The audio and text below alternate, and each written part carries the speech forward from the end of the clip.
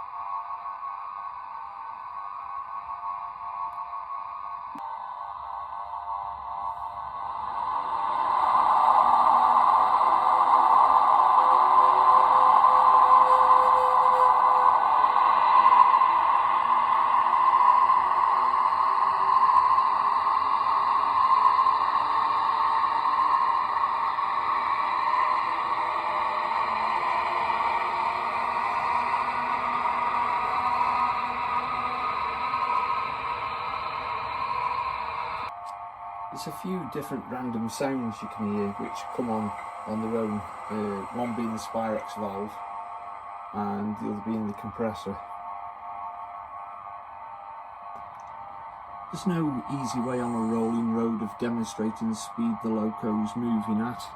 The YouChoos has 126 speed steps, and I'll put down in the corner from tick over that we're at now to the different speeds.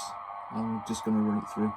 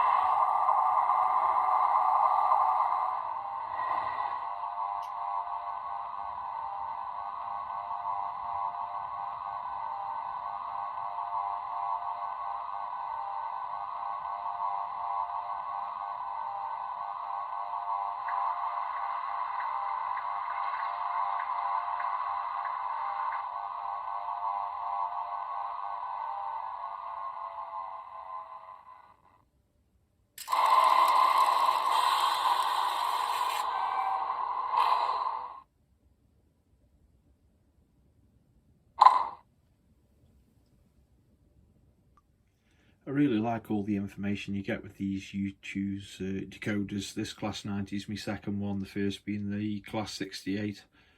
There's a full list here of all the CVs, everything you need to know about the decoder. It all comes in the packaging, and there's some interesting stuff there to read. That's what the chip came in, and there's the stay alive there.